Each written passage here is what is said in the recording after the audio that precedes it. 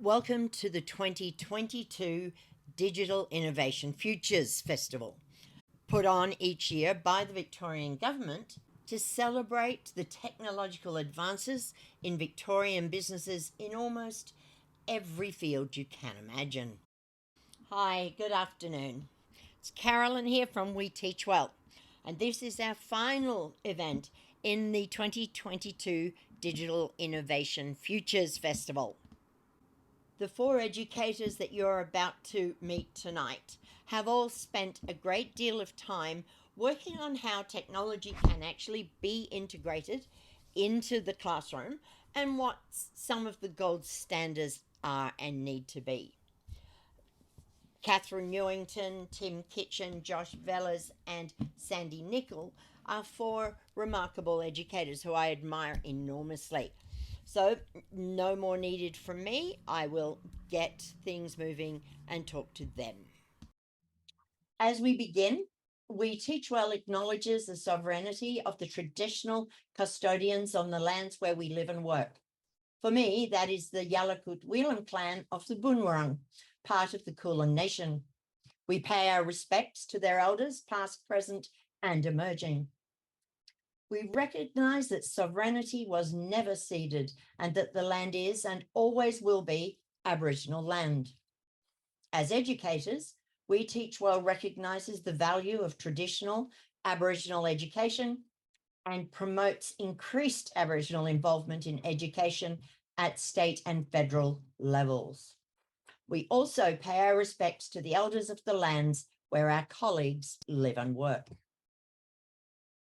So, as I confessed to our guests last night, I'm not a really tech person. I'm enthusiastic, but it's sort of the beginner level.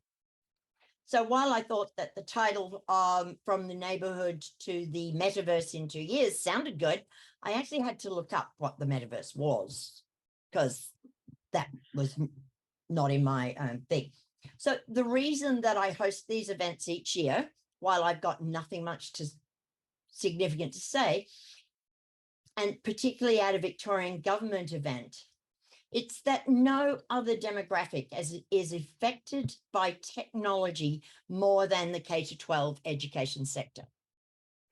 Apart from very few, every child goes to school at some point, and they are going to use the technologies that emerge, whether we like it or not.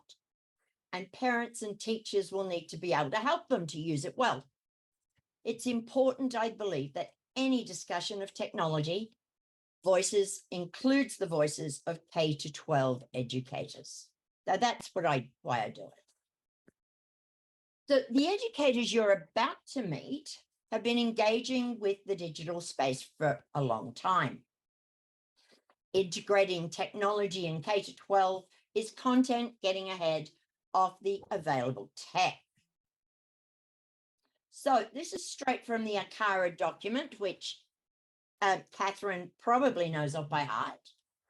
The digital literacy curriculum involves students critically identifying and appropriately selecting and using digital devices or systems, learning to make the most of the technologies available to them, adapting to new ways of doing things as technologies evolve, and protecting the safety of themselves and others in digital environments.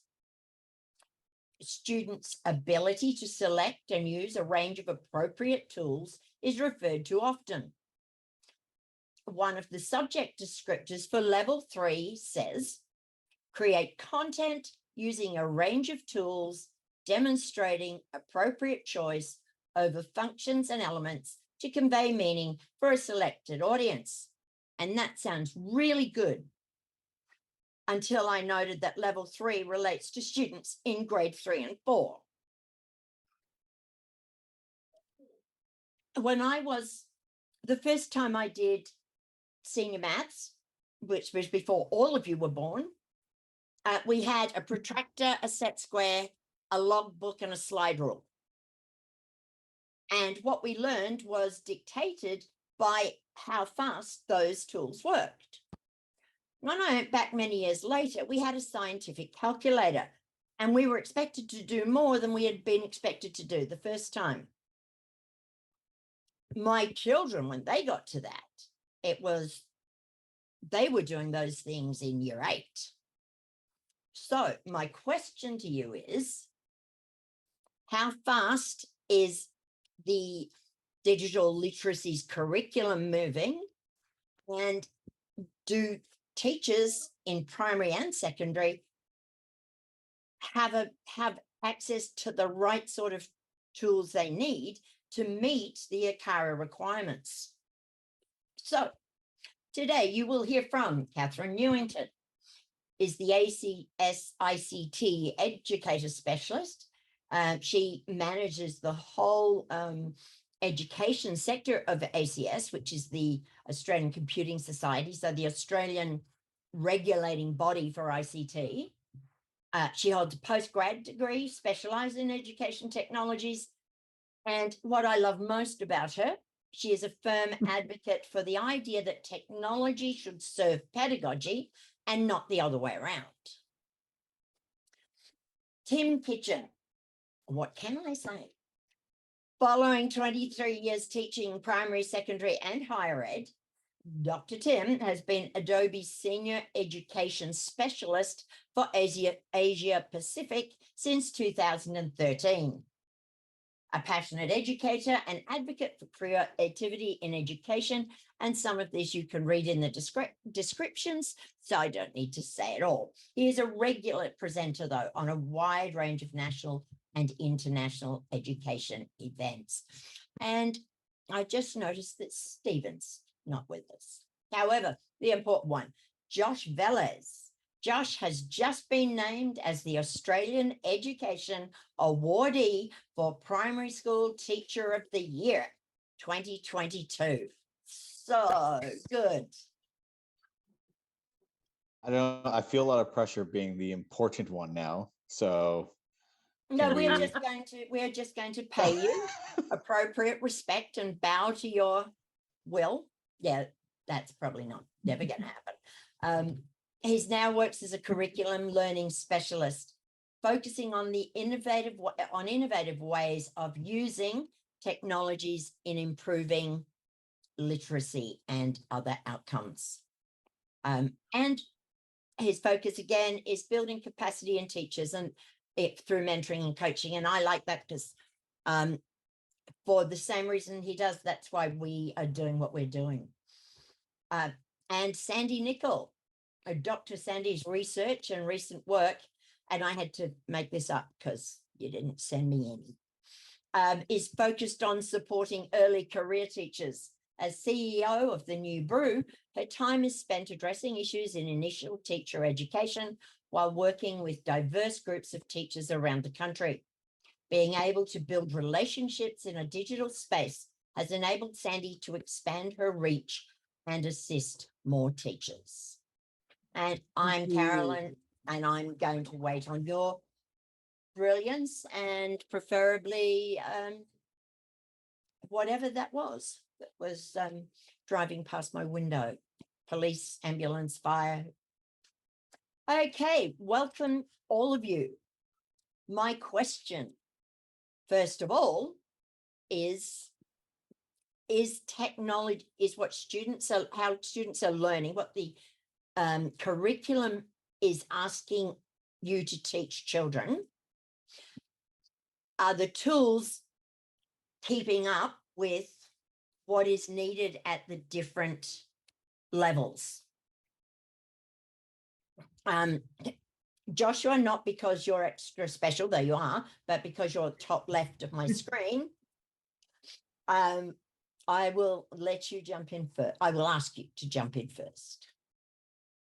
Sure. I think it's really tough to answer, I mean, for everyone, because I think there's a lot of, I guess, parity between certain schools having access to probably an overwhelming amount of tech, and then there's probably schools that have access to very little or no tech.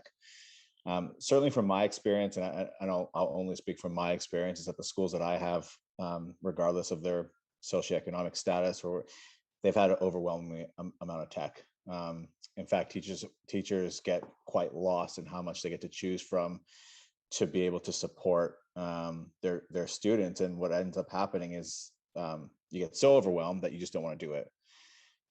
So, I mean, if I look at the standard that you just mentioned for year 3, to me, the first things that come into my head are I'm obviously going to get them to, they're going to present the work in some way, and they could use a Google site or Google Slides. They can use a digital storytelling platform. They could make an animation. They could make stop motion. They could do, I mean, those are the things that just came to my mind just then. But I think the question is, how much learning do I have to do as a teacher to actually get this through? Is the technology going to be reliable enough to hold up for that? And how much persistence and time do I have to actually learn from behind the scenes? So certainly from my experience, there's been more than enough tech. But again, I'm very aware that there's probably schools who have access to very little to no tech, which just shows a bit the gap or the divide. Yeah, Joss, I think you're right with that, that there's so much tech out there too. And there is that real disparity between what is available depending on the socioeconomic status of the school. Look, I've been working with a couple of schools where I found that they're actually overwhelmed with the digital tools, and what they're not providing is teacher professional learning on how to use those tools. And it seems to be this constant, if we keep buying the tools, eventually the teacher will catch up on it too.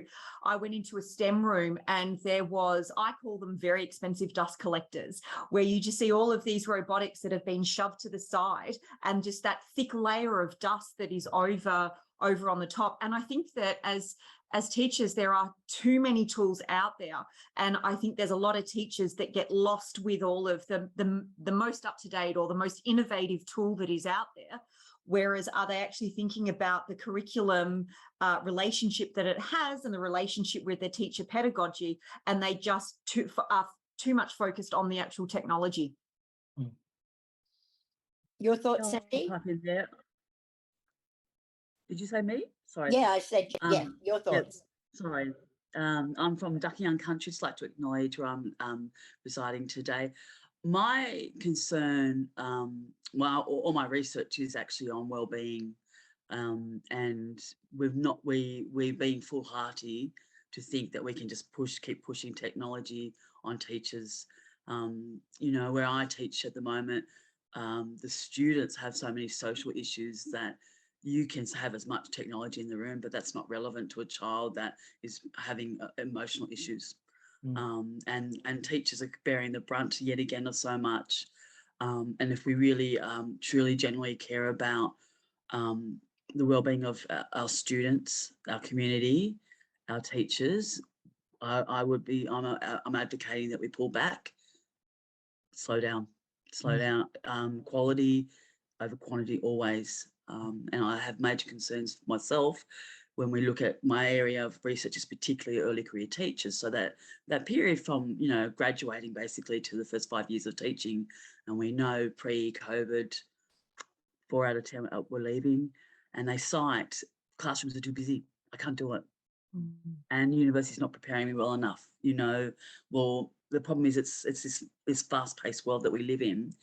And I would have thought COVID was a good warning bell for the world to say, you know what, we might need to rethink a few things. So I would thoroughly agree with Catherine and Josh with their thoughts. So maybe Tim might want to pipe in. So, well, I was about to take to Tim. Tim, you worked with technology in schools for a long time before you then started up with Adobe. And you've been head this for a lot of Southeast Asia, a lot of places. And I know you run a lot of PD for teachers in how to use what's it called, what's the program called again?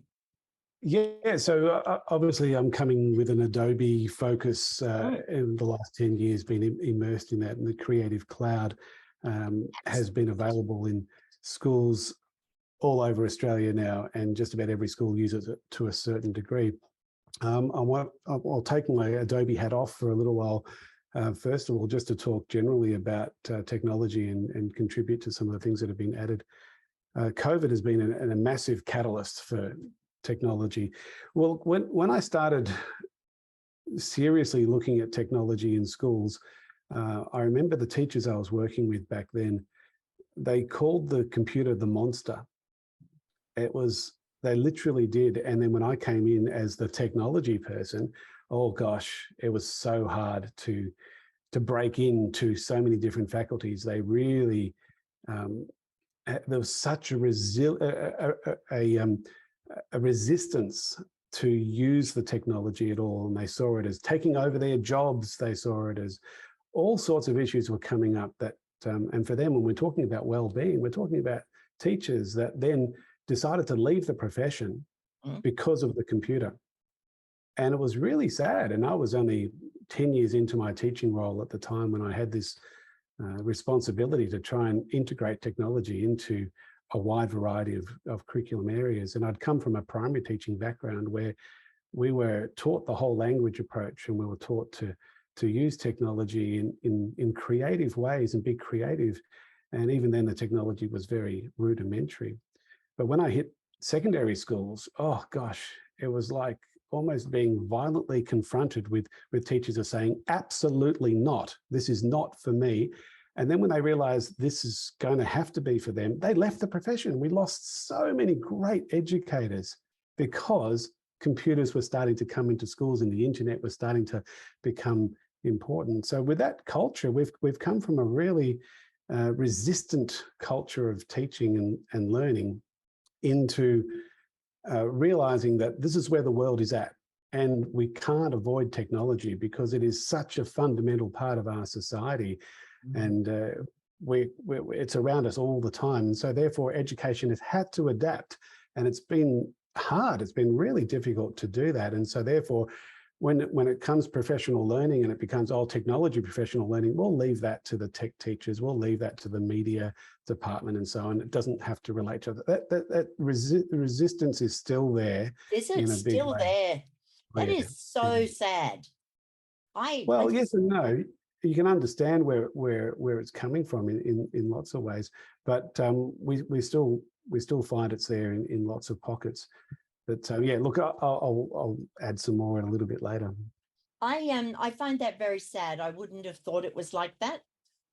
Catherine and I are working on an idea for a workshop called Step Away from the Essay, because I think there are so many ways that technology allows students to engage with the content other than just having to write. So for kids like Ben, one of my boys who was dyslexic, who could repeat entire movie scripts to you word for word, but ask him to write about it and it just, whereas he wasn't able to give, why couldn't they do Michelle, I'm so getting into these Pokemon cards, create Pokemon cards for, the characters in the play or the book, or do audio diaries, or so many things that they could do that lets every child show what they are, show their understandings and competencies. So I find it really sad that there are still teachers out there who do find that hard. I'd like to get back to so the idea for this session was Catherine's, because she's just started doing a class in a tertiary institution, working in ITE, initial teacher education. Is that it? Yeah. And you were saying that you didn't think there was enough, that they were being well prepared enough for teaching. Yes, I found that, just prior to me starting at a higher education institution and then being a teacher too, I felt as though digital technologies was really left behind. And from a primary school perspective, I have always felt as though it's always been the very last thing, because the priority for primary schools has always been the literacy and numeracy, and certainly dictated by the NAPLAN results. And then once I started working at a tertiary level, I was just so thankful to see that there are some universities now that are seeing the importance of teaching our pre-service teachers, not just about digital technologies as the curriculum, but also the pedagogies that underpin the use of technology in teaching and learning. And look, it's only a couple of universities that I know of from my own personal experience in research that are doing this. And I made the point to Carolyn that it's great that we're actually seeing the explicit teaching of some of these pedagogies. And so, you know, the pedagogies that these students are teaching at a university level in their first and second year. I was running a professional learning day two days ago with the exact same message. And I really do hope that we see that shift and really properly preparing our pre-service teachers. The thread that I like to pull out, sorry, Carolyn, is and something that Tim mentioned as well, and you as well, is that there are resistant teachers, but the thing that I think is actually worse is that there are a lot of open and early adopters of technology that actually give it a really good go and then get blocked by all the like little things that you have to do. And those are the people that once they leave the technology train, those are the people who would have been on it and they would have actually been like promoters and advocates of it. And like, I can give you an example. I love Minecraft. I'm not going to knock it at all, but it took me almost half a term to get my class set up in terms of getting them on, and then you have to port forward your device and get on a whitelist on your IT. And it honestly took me weeks. But I'm persistent because I love technology. So, and I really had this, we had this great idea that we wanted to do, which we ended up working out. But how many teachers would have gave up after the first day and just said, wait, what does this mean? Like, what is port forwarding? What is connecting to this IP address? What's whitelisting? What's downloading this all with the different account and all this stuff? So I think there's so many blockers that is like so many hurdles that teachers can easily just take the exit. And even if they're an early adopter or not, I mean, if we're losing that core of people, that's really tough for the technology sector, I would say. And that's one of the reasons why the New Brew, I started that, because one of the things for my PhD, because I met with pre-service teachers on how they learned to engage students, and predominantly technology skills were not strong. So what we did was we formed online communities, and that's what the New Brew is. It's an online community, and there are students from Swinburne, Charles Sturt, Newcastle, Macquarie, and so on, who come together, and they actually do the digital stuff together, and they've made the website. They do the whole lot. They do all the lessons and you name it, and they've chosen a sociological bend. And the whole idea is because, like you, Catherine, I was quite surprised. I was more technology savvy than the students I was teaching at university, but I was way older. I'm going, okay. And so I really believe in prevention beats cure. And when you look in the classroom in schools, one of the big things that new early career teachers face is this daunting workload. Daunting, but technology has the value that, which you would know, I'm sure, Tim, to make life easier if we just get to that next level. And so that's why I would love to see pre-service teachers graduate with a certain level so that they can focus on their pedagogy rather than all their technology skills when they graduate. And I think, it's been, the pre-service teachers I worked with on this love it. They just go, I wish I had done this earlier, Sandy. I've just learned so much, because it's a community of practice. They do it together. So, there's a cultural shift that needs to take place, and it's such a slow moving ship to make those changes, and it has been for many years, and it's still continued to be slow. I'm just thinking of the obstacles that you're talking about there, Josh. And when I go into schools and in Victoria, they're still banning phones. They're still banning the main technology that young people are using every day when they're out of school, their main networking tool, and the reason why they're blocking phones is because teachers find it hard to manage the class when there's a phone, when the kid's got the phone. The kids are too distracted by the phone. And so the response to that classroom management issue is to ban the phone. Probably the most important technological device that a student holds. It's part of them. It's an extension of who they are. But when they go into a school, they have to put it into their locker. They have to bypass it. I'm thinking, wow, there's such a separation there between the real world and the school world. And that's going to be interesting to see if that's going to change, because that's been the case since I haven't been in the classroom teaching for 10 years.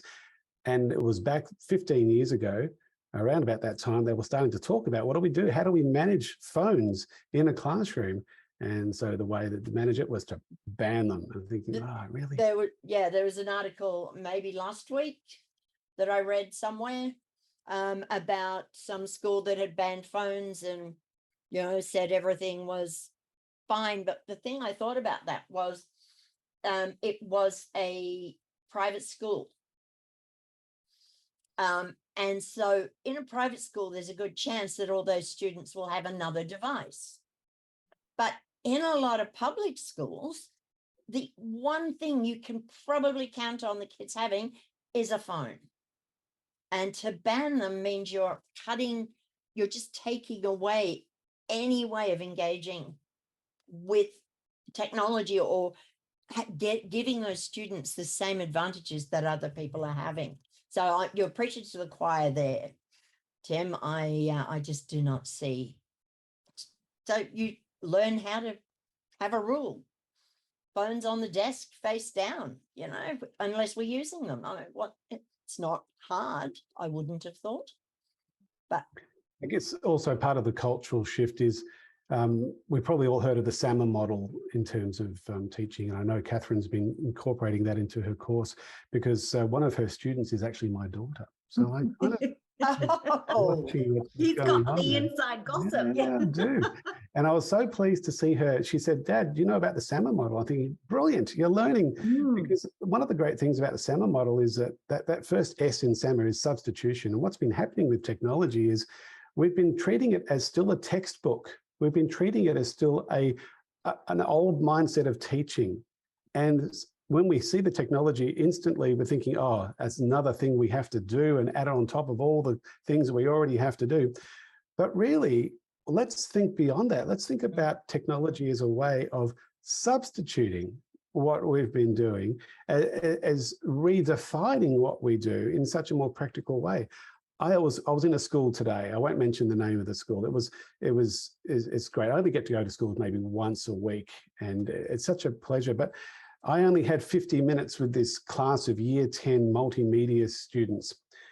And the kids were running a little bit late. It was getting to 45 minutes and can we get started? Oh no, we have to do the roll call. Okay. By the time we'd done the roll call and done all those administration things, I literally had 30 minutes with them and I'm never going to see them again. I'm thinking, why do you have to do the roll call every lesson? Like, seriously, I'm sure there must be more creative ways of doing those administrative things, and technology, can help in that in so many different ways. It can help, but that, I mean, you probably remember this is a red button one for me, marking the roll, in that I think it's a really valuable period of time, particularly in high school, when students are going from room to room and running around and they're not quite sure where they're at, or they've had a bad lesson with a previous teacher.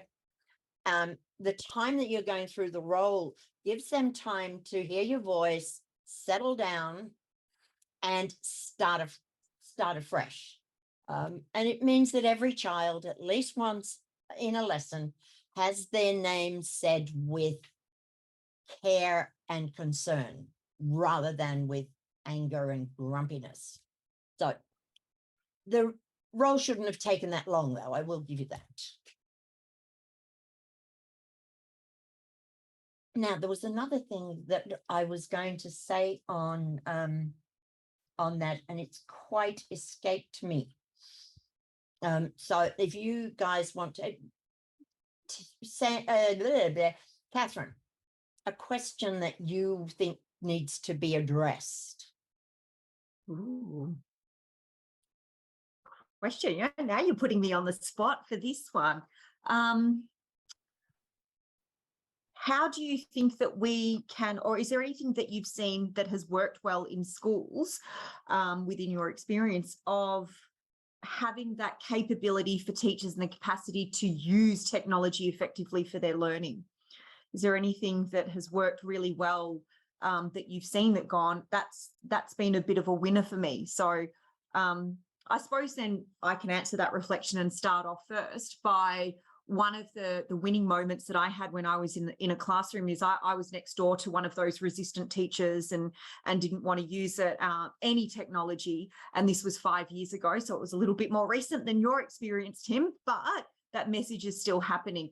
And I found that there was a little way around something that worked well for me was I asked that teacher for permission if I could try this technology out in my classroom first and give her feedback on how well it actually went in the classroom. So this was then a way for me. I'm a big ideas teacher, whereas she was someone who needed to know the ins and outs of everything and quite detailed orientated teacher. And I certainly needed to respect that. And so I would work and use something in my classroom first and then provide her with feedback on how it went. And then when those moments that it didn't work well, I was honest and upfront with her. So it wasn't a case of technology was always happening and it was the best thing for every single lesson. I really wanted to show her that sometimes it doesn't work and that's okay. And we learn from those moments and experiences. And as an educator, when it did work well, and I really wanted her students to have the same experience of mine, I then went, okay, I've had that lesson with my students. We can do a swap over. So you can teach my students maths and I'll do that digital technologies with your student so that she doesn't have to worry too much about that introduction session. So yeah, I'll ask that question again. Is there anything that you've seen and a way to get those resistant teachers that to embrace a technology that's worked well in your classrooms or anything that you've observed? I have a counter question. Oh, okay. My question would be do we focus on that resistant person or do we focus on the probably 20 other teachers in that school that actually really want to do it and let them be the ones that actually blossom with it? And it's funny, I just had a leadership conference today with all learning specialists and this came up and it was about that. And I said, I found a lot of peace in my life and in my role last year, about middle way last year, when I just stopped saying, I'm going to stop focusing on this one person or this one team who is just blocking me emotionally and making me think of a deficit model. And I'm going to focus on the 75% of teachers who are already actually doing what we've been working on, doing what we've been, trying to promote as a school. I'm going to focus on them to do that even better. And not that I'm leaving the blockers behind. I'm not focusing on them. I'll still obviously support in the ways that I can, but energy wise, I think it was more important and more rewarding just to work with those other teachers. And eventually, like maybe the FOMO kicks in, or when they're sharing successes and things like that at a school-wide level, and they see that and they see the engagement, really, because that's what it comes down to. And then hopefully they'd ask a question, like, can I come see that? But yeah, I've, again, real peace deep down inside when I've just said, nah. That's a really good point, Josh, because I think as we're still human too, and I think we can't just focus on that negative all the time. And there are a lot of teachers who are willing to go that extra mile and try something new and try some technology in the classroom. And yeah, they will eventually get FOMO too. But I've actually done exactly what you've done, but not with like resistant teachers, just with teachers who were not like up to date, I guess, in terms of their own knowledge. So like if I was in a team when we were doing even those Minecraft things I was telling you about, like I basically went through 3 weeks of pain so that they wouldn't have to anymore. And I just said, guess what? I got it now let's work together during a planning meeting. I can support you in how to do it. And exactly the same like you, I would pull, I was 5, 6 at a time. I'll pull all the 5, 6s together. And I'll say, let's just team teach together. And I can help get them all set up, because that's the hard part. Once they're set up, then kids don't need any of your help after that. Once it's set up and they're on, I don't think they need too much of your help. So, but yeah, that strategy works quite well. There is a mind shift that needs to change with some teachers, and that is that they still think they're the be-all and end-all of knowledge. And we still see teachers like that are out there, and they'll continue on. But what has happened really well over the last 20, 30 years is that whole student-focused rather than a teacher-focused approach. And so I praise the work of Professor Seymour Papert a lot for the work that he did in the 60s and 70s, which is now starting to really come to light because of that. And so even the other day, I was on a webinar and the teacher was hesitant to say, look, I really can't use that Adobe product, so I'm not going to introduce it to the students because I'm not comfortable with it. And I said to her, that's fine that you're not comfortable with it, because you'll probably find that 15 of your students are comfortable with it. So let's create a learning culture within your classroom where the students become the teacher and that you're a learner and we're all learning together. And you'll find that students will tend to always know more than the teacher when it comes to technology.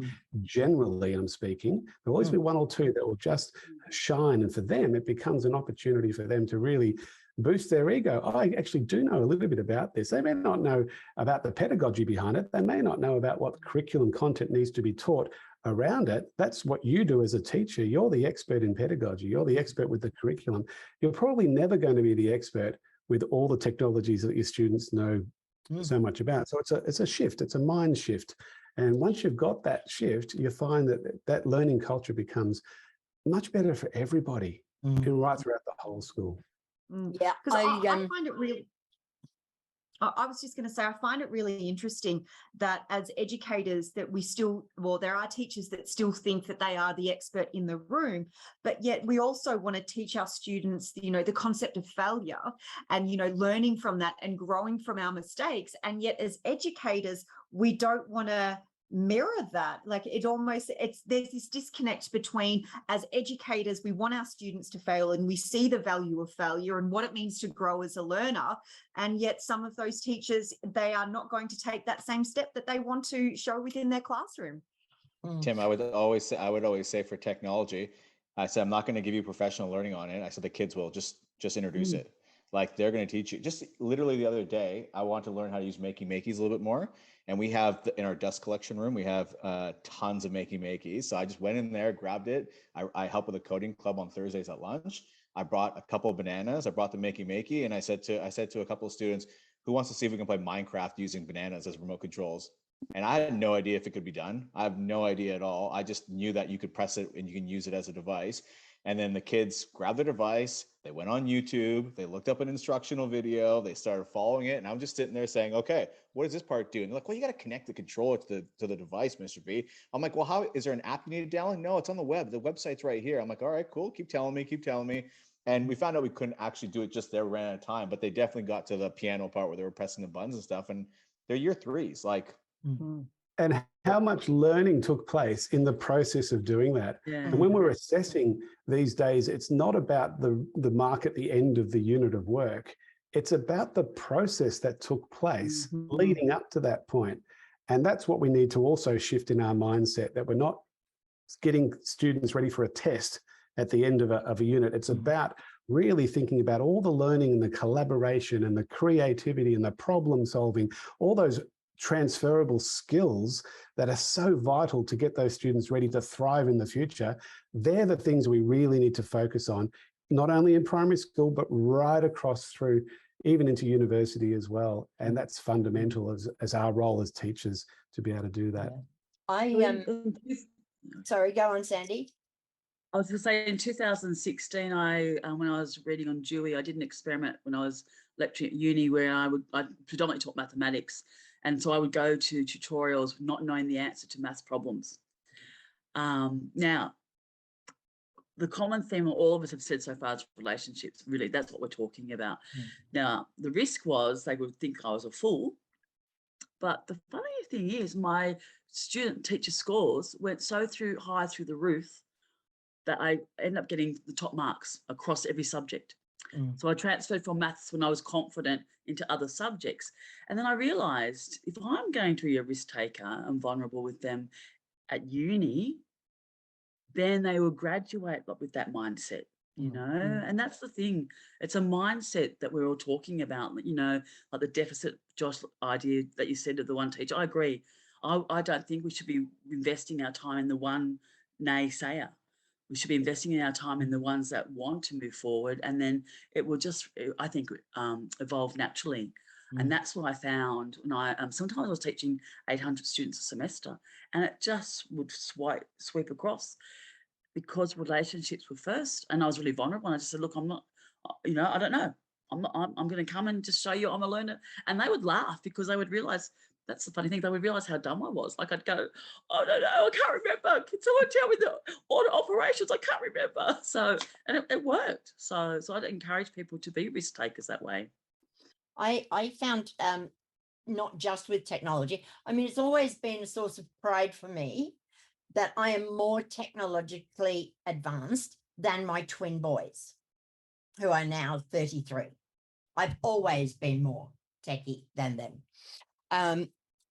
But I think what you were saying about the relationship, if there's something I didn't know about any number of things,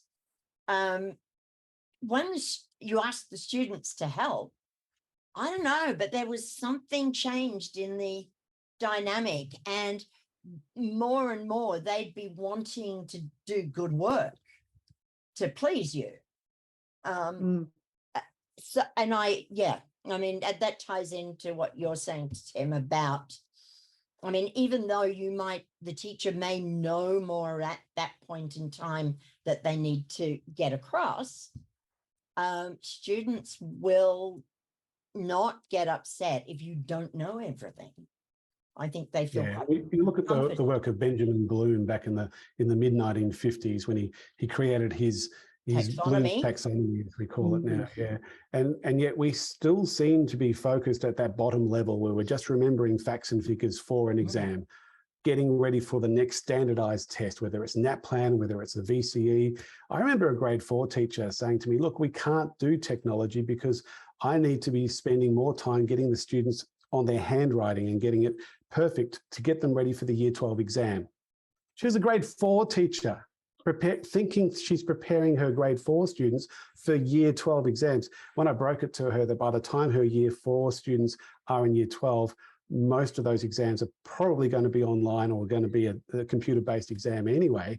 It kind of freaked her out a little bit that maybe she was, but really we're not thinking about the bigger picture there and how to prepare our students for the future, not just for the test that's around the corner. Absolutely.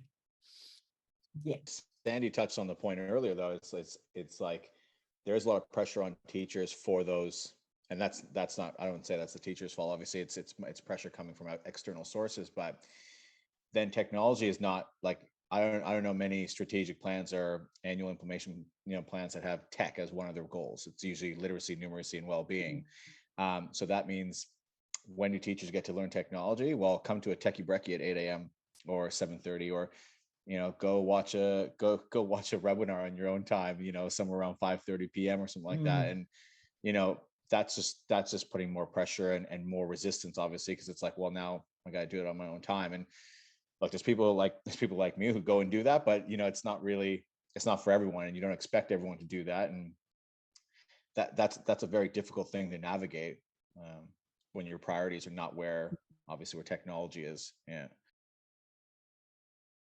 Do you think a lot, I wanted to ask you before now, those of you who have worked with a lot of teachers in schools, do you think some of the resistance comes from fear? As well as what Sandy was, I mean, it sort of links together. Do you think often the resistance is because they're afraid that they won't do it well, or that their students will be let down because they don't spend time on other things that they're told they need to prepare students for? I think there's an element of that, Carolyn. You find that there are teachers, again, if they've got that mindset of needing to know everything and suddenly they're out of control, they can't control the situation, that is an element of fear. And that's a side of teaching that I even see pre-service teachers thinking that, and first year and second year out teachers are coming to schools for the first time thinking, I've got to teach the same way that I was taught. I've got to know everything. It's such a restrictive type of mentality when they do that. And again, it's related to fear. Am I being successful if I don't understand everything from the start? Well, you are being successful. And that concept of failure is so important, as Catherine pointed out. And Seymour Papert, again, it's coming back to his work. And I just want to emphasize, even though he's passed on now, the work that he did in the 60s and 70s with this constructionist learning theory was just brilliant. It's where the problem-based learning approach came from. It's where the maker movement came from. He was like the godfather of ICT in technology. And it's just holding up so well these days. So I do hope it's still being taught, and his work is still being taught in universities and in schools. And whenever I get an opportunity to do a keynote presentation, just about every time I do that, I'll throw in a little bit of Seymour Papert just to throw it in there, a little bit of Sir Ken Robinson just to throw it. He's passed on now too, but that whole emphasis on being creative, and it doesn't have to be technologically or digitally creative. It's about being creative. About and these having a days, creative young people mind. are using digital tools to be creative, and it's so easy to do that. And that's what's important, to get students thinking creatively, because that's what's going to prepare them to help to thrive in all sorts of industries in the future. So when people who are out there, politicians, public service, whatever, talking about, you know, performance pay as a way of increasing teachers, from what I can see, that'll simply be the opposite. It means that teachers won't be able to have that time to allow students to fail, to encourage exploration when you don't actually know where the end result is going to be. So how do you, in this current political thing with all the discussion around getting more teachers, getting better teachers, getting the best and the brightest, as if the best and the brightest aren't already teachers, how does that merge with this place of creativity and allowing students to see failure? How do we work those things? I've If we look at oh no, sorry, go ahead. James. No, go ahead. If we look at the OECD, the number one reason why countries are maintaining their teaching workforce is they've instilled in policy and practice from the top down trust and autonomy. And this is really what we're talking about again, because having trust in a classroom is essential. So trust with technology, trust with anything. So I would be strongly, I mean, I've just written a chapter on empowering pre-service teachers. And we are letting our profession down while we still have this deficit attitude with anything. So, and we need to empower our pre-service teachers. We've missed the boat. Sorry, no offense, guys, but we've missed the boat with the rest of the career. We need to start somewhere. The logical place to start is where our future is. And I would argue that that idea of trust and autonomy would be essential. And that's easily done. Easily done. You think? Josh, do you think so? Trust and autonomy.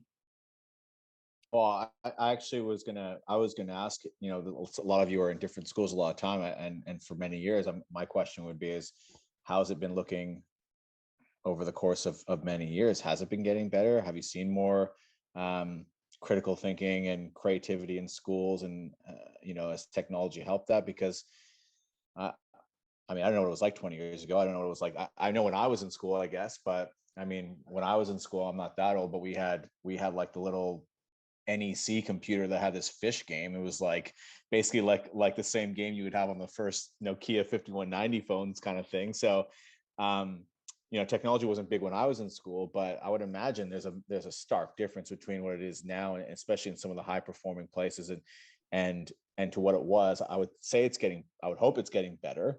I'm not sure. I mean, I would have to ask some of you who probably visited lots of schools over the course of time. Yeah, look, I'm in a privileged position where I get to go into schools and help them integrate technologies into all sorts of programs. So it's really pleasing to see, particularly at a year 9 level, I'm noticing more and more where they totally change the program for these students. And they're at an age where they could go either way. And so they need to do something.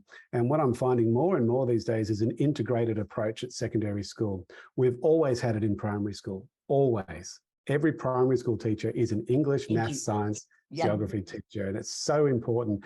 And yet suddenly they hit year 7 and they don't have that culture anymore. So now that I see an integrated approach happening more in schools, where in my example, they're encouraged to use our tools to create videos, to create web pages.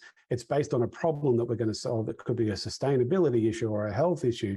And then we're looking at potentially the math side of it. We're looking at the political side of it. We're looking at the geography side of it. And we're learning all this curriculum material within a project that the students are building in a team. And there's a lot of collaboration, really great creativity stuff that I was taught to teach when I was learning to be a primary teacher is now starting to happen in secondary schools, not necessarily at the senior level, although I'm seeing little bits of that at the senior level, but up to year 9, it's terrific to see those changes. Autonomy to act is connected to creativity. It's connected to high order thinking. So sorry, the question coming back to it is, how do you marry these two ideas of knowing that creativity and collaboration and all sorts of things are really important, but you've got people out there making a lot of noise, like Peter Dutton and his ridiculousness, and more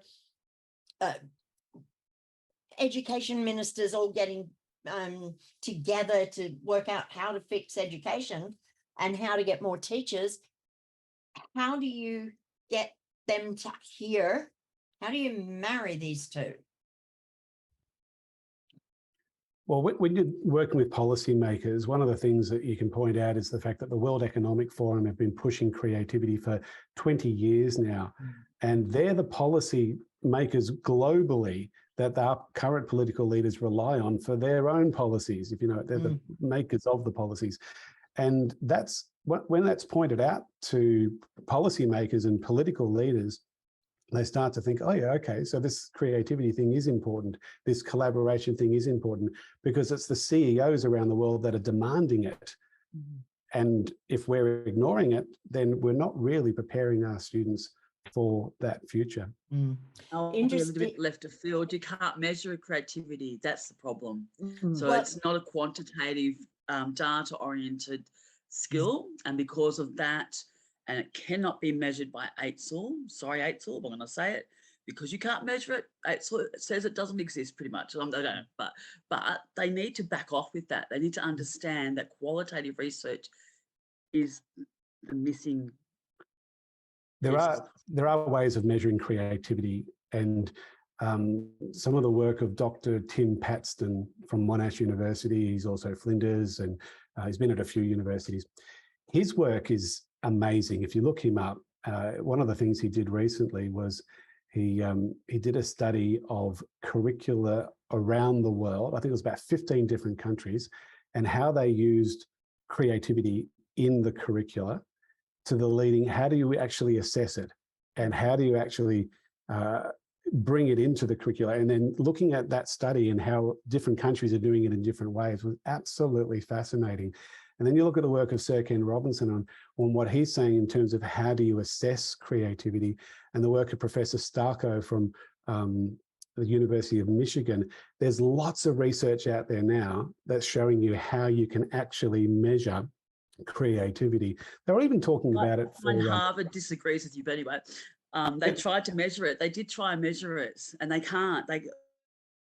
Well, it kind of depends on your definition of creativity. Sternberg and that tried to measure it and set up quantitative measures of, so I guess we just, Yeah, but the studies are out there, and they're even looking at doing it as part of the PISA testing and having a creative side to it. So not only measuring numeracy, literacy, and science, but measuring creativity. So it's slowly becoming part of literature, and I think that's going to improve. I think we're going to find measuring creativity is going to be something that we can all talk about and realize that it is a possibility. My only concern with that, and it's my concern with just about everything else that they force upon teachers. whether I taught successfully, whether my students were taught well in my classes, you'd have to wait maybe 10, 15 years to work that one out, because that's when we know that they have learned something. You can't do it in a semester. You can't judge whether you're a successful teacher by the results of the current cohort, because that's not what we're teaching them. As an English teacher, where a lot of the things you're encouraging are creative thinking, being able to do things differently, asking questions, all of those sorts of things, that's not going to kick in until they're older. And that's one of my concerns with them saying, oh, yeah, we can measure this. Well, yeah, not so sure. Josh, do you want to unmute yourself, young man? I think that is a gigantic question with so many different variables. It's almost impossible to predict, I guess. At the moment, I think education's at a real interesting place, and interesting could be, you could interpret that as a bad interesting or good interesting, but it's certainly very interesting at the moment. I think 5 years ago or 6 years ago, I could have predicted that technology was going to be a really big force in the classroom and for teachers, and all the collaboration that was happening early on with Google Slides and giving feedback and talking over and extending learning to the home and working on things at home and that kind of stuff. I said, yeah, that's going to be a mainstay in the classroom 100%. And then I'm here now, and I'm finding it very difficult to predict what's going to happen next. And obviously government has a huge play in that. And you can, and people, and I think that the whole education industry likes to take sides. They love taking a side ferociously. It's either yes or no. It's either phonics or comprehension, or it's either technology or no technology, or it's voice or no teacher directed, and I actually don't see teaching like that at all. I mean, I think there's lots of teachers who are saying, I have a gigantic toolbox. I have a gigantic resource, and my job is, choice of words, is to creatively use those to get the best out of my kids. And I don't know, I just don't know what that's going to look like in the future and stuff like that. But I do know that there are some really cool schools, like some alternative schools, that are not basing their curriculum or their measurements off literacy and numeracy, which are important, obviously, but they're not basing off that. They're basing them off critical thinking. They're basing them off values. It's value-based school. This is what we're teaching first. Everything's underpinned through creativity, critical thinking, values, voice, and agency. And I think that if I had to, I guess, create this model school out of clay, I think that's how I would start. I would start with those skills first, and I think everything else comes for free, to be perfectly honest. But it's just so hard to predict. It's so hard to predict. I have no idea what government will say to us next. What's the new curriculum going to be like? I mean, like, what was it, a year ago? They were blocking history teachers on Twitter, one of the politicians, because they didn't like what they were saying. Like, it's madness in some areas. But again, I'm a very positive person. I'm a very enthusiastic person, and I like to think about the positive people. There are some amazing people, really amazing people who I guess the best way, I think they just need to extend their spheres of influence and suck in as many people as they can to just try and build a bit of a force. I think that's the only thing that we can do on the ground. And then I guess hope that the policymakers or people at top are listening. And I think there was a bit of a forum, obviously, on the weekend where they were listening to teachers, which I think that was the first time teachers were actually a part of that conversation, which was madness to me as well. But I just can't predict it. I honestly can't. I know we've kind of gone off technology and everything, but it's just not one thing, right? It's not just technology. Technology is just one part of it. Yeah. One of the great leaders in this whole change movement is from Victoria. It's Peter Hutton, who runs the Future Schools Foundation. And he was the principal at Templestowe College. And that whole school was based around agency. And from year 8 upwards, the students basically chose which area they wanted to study. If they wanted to do physics in year 8 because they had a passion for physics, they could, and they'd be working with the year 11s and 12s doing VCE physics while they're in year 8, totally flipping the model and the system. And now with his Future Schools Foundation, he's got nearly 100 schools around the country that are looking seriously at making those major changes. So he's one to look out for. Just written a book recently on the work that happened out of Templestowe College. So Peter Hutton, Future Schools Foundation. Amazing, yeah. Yeah, some great work there. Mm. So in closing, because I realise we've gone quite a way over time, in closing, one idea from each of you in one sentence. What's the most important thing that we can do moving forward to make it better? One sentence. Who would you like to start, Carolyn? You may start if you like, Tim. Look, I have taken my Adobe hat off for this, but I'm going to put it back on for a second because last December we launched a set of software as part of the Creative Cloud, but we made it free for all schools around the world. And it used to be called Adobe Spark. It's now called Adobe Express, and it's so much more than what Adobe Spark was. And it's browser-based or app-based. You don't need a powerful machine, and it's all about graphic design. It's all about video production. It's all about web page design and lots of other things involved as well. It also includes a video editor called Rush and Photoshop Express, and all of that is totally free of charge now for every school around the world. So because of that accessibility that we've now provided for schools, that's my one thing I want to say. Explore it, see what's there, see the fact that you've got it for free and what you can do with it. Because once you start looking at this creative software, then, you know, the sky is the limit in terms of what you can do in terms of constructing your learning in any curriculum area. So your one sentence would be explore passionately or deliberately. For sure. Sandy, one thing, one sentence. I think just be open-minded. I think that's be open-minded. Just a good idea in most things. Yeah. Catherine. Look, coming back to those pre-service teachers is make sure all our pre-service teachers are part of this conversation and getting them prepared to when they are in the classroom. You know, that really, Sandy, your comment before when you spoke about that the teachers that are in there already, we've kind of lost them. But if we really want to make a difference, we really need to get those pre-service teachers as part of the conversation and starting that journey right from the beginning. Yep. And Josh? Focus on the adopters. Focus on the adopters. Yep. Well, we have had many things to think about. I hope you people have enjoyed your conversation as much as I certainly have. And once again, I'd like to thank Josh and Catherine, Tim, and Sandy, and thank Diff for the opportunity we get to talk about technology and education and how important that sort of progress is in that area.